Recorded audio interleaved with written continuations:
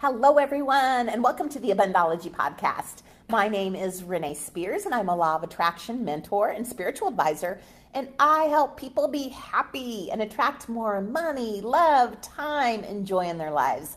I'm coming to you from a beautiful downtown Portland, Oregon, and this is the weekly energy update for the week of July 18th, 2021. Every Sunday, I talk about how the energy is going to be for the week ahead, and I also infuse the show with some positive vibes, so you do get a little positive energy boost just for listening. So this week, on Friday the 23rd, we have the full buck moon, which gets its name because of the antlers of the male deers, or the bucks. They're in full growth mode right now. So this full moon is in Aquarius, and the pattern it makes in the charts is called an irritation rectangle. So you guessed it, this full moon is all about feeling irritated, and we'll especially be feeling irritated in tension in our intimate relationships. So this full moon increases our need for love and affection, but it also increases tension between us and our loved ones. So this tension is because of an imbalance involving emotional support and love. We're just feeling that it's not balanced some way. So you may be getting annoyed or irritated or overly defensive and have some difficulty communicating. You also may experience an internal imbalance involving self-love and how you feel about yourself. So the full moon does create a lot of energy around being active and making us want to go out and achieve something and reach our goals. But it also creates irritability and inner tension that can make it really difficult to relax. So these feelings of this inner tension and this external pressure drain our energy. So you may be having one of those, is this all there is in life weeks? And the energy just isn't on the full moon on Friday, but it's also for the following 2 weeks until we have the next new moon 2 weeks from now. So, wow, we have not been in energy like this for a while. And remember how a couple weeks ago we talked about taking a break, and catching our breath after COVID, just like, whew, catching our breath. I am so grateful right now for that break. So now that we know that we have the potential for this energy the next couple weeks, how do we best prepare and work with it? First, we know it's coming. So when the conflicts come up or the feelings of, is this all there is, or just the difficulty relaxing, you'll know if there isn't something wrong with you. We also know that it's temporary. It's only gonna last for a couple weeks. And since we know there's the potential for feeling tense and not being able to relax, then we want to do everything that we can every day to relax. So our goal the next couple of weeks is to keep ourselves balanced and relaxed. This means to up your exercise and your meditation, build in some downtime, build in fun, schedule a massage, acupuncture, Reiki, do all of that now. Let's prepare now. And then notice the second that you start feeling off balance and do something about it. Don't just sit in tension and irritability and grumpiness for 2 weeks. No, don't do that. The second that you notice that you are not balanced, do something about that. And we know that one of the best ways to move the energy of anxiety and tension and anger out of your body is exercise. How many times have I said this on this podcast?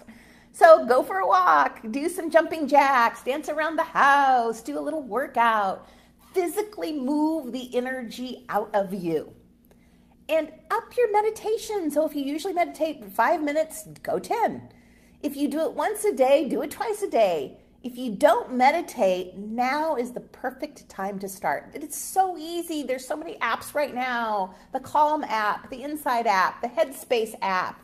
Quite a few of them are free. And you'll get a lot of benefit from starting to meditate this week. And breathing. Lots and lots of breathing the next couple of weeks. Breathing in calm, breathing out tension. All day, every day. Okay, last week we talked about noticing and identifying the limiting beliefs around money that we inherited. And lots of you asked what the new beliefs that replace these old limiting beliefs should be.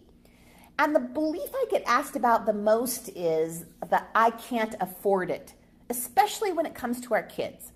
So if you can eliminate I can't afford it from your vocabulary, you're taking a major step toward abundance. So instead of that, say, we choose to be smart with our money. We choose to be smart with our money and spend it on experiences instead of things. Now, studies show that experiences make you happier than things. You could also say, this isn't in our budget. We're saving for a vacation and I'd rather spend money on a trip to Hawaii with you than buying this. So if there is something though that you or your child really wants, like really, really wants, don't just ignore that want and say, oh, it's not in our budget. No, figure out a way to get it. There is a way to get everything. So if your child wants a guitar and it isn't in your budget, sit down together and figure out a way to get one. Maybe you save $5 a week. Maybe your child does some jobs around the house or for the neighbors or something. And figuring out a way to get it does a few things. It honors your desires, and desires are what move us forward in life. You have a desire. Your intuition is saying something about that desire, and then you follow that desire. It also acknowledges to yourself and the universe that your intention is to get the thing, and it starts attracting it to you right then. So you're making the plans of how you're going to do it. That's showing the universe that, hey, I want this thing and I'm going to do something about getting it. And it starts attracting it to you. It also makes you feel empowered and abundant because you're doing something to get what you want instead of just resigning to the belief that you can't afford it, that there isn't enough. So there is a way to get anything that you want. If you need help attracting something, please book a session with me to get your thinking and your vibration straight so you can attract it. It is possible. Another thing that my parents asked me literally 10,000 times when I was younger, when I wanted something, was, will it make you happy? I cannot tell you how many times that I have heard that. I still ask myself that question when I want something. Will this make me happy? And you know, a lot of times the answer is no. Maybe I get a temporary high from buying it, but it won't make me any happier than I am now, a week from now, after I've bought it. So asking this question refocuses the energy on happiness and takes it away from money. So other beliefs to replace the limiting beliefs. I always have enough. I'm smart with my money.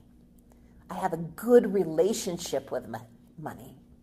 I'm good at saving money. I'm good at attracting money. I'm a money magnet. Abundance surrounds me. I can have anything that I want. So be really careful with how you talk about yourself and money. Stop saying, I live paycheck to paycheck. Replace that with, I always have enough. One of the things I said for a long time, and this is kind of funny because it's true, but one of the things I said for a long time is that everything I like is expensive.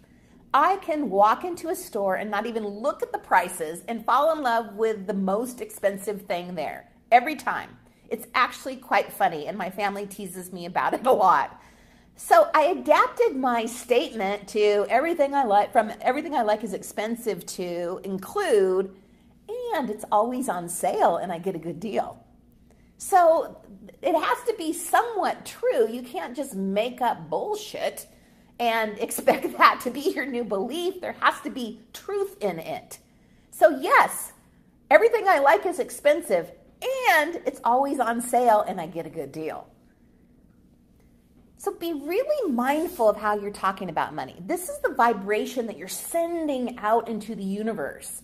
And then that's what you're attracting. So instead of attracting living paycheck to paycheck, attract, I always have enough. So to recap this week, we have the buck full moon on Friday, which may lead to feelings of irritation, uneasiness, tension, difficulty relaxing, not only in ourselves, but everybody. So you might do an excellent job at remaining calm and balanced for the next couple of weeks, but remember, there's going to be other people out there that don't do such a great job at it. So give everybody some grace and some kindness, including yourself, and just some space. And don't overreact for the next couple of weeks. And since we know the energy of the next couple of weeks then is out there, we want to balance it with some extra exercise, meditation, self-care. Prepare now by scheduling your massages, your acupuncture, your Reiki, all of the stuff that really is great for self-care. Whatever helps you to relax. So, and as always, thank you for listening. Have a wonderful week. Change those beliefs. Change what you're saying. That's your vibration that you're putting out there into the universe about your abundance and about your money. Have a fabulous week, and I will talk to you next week.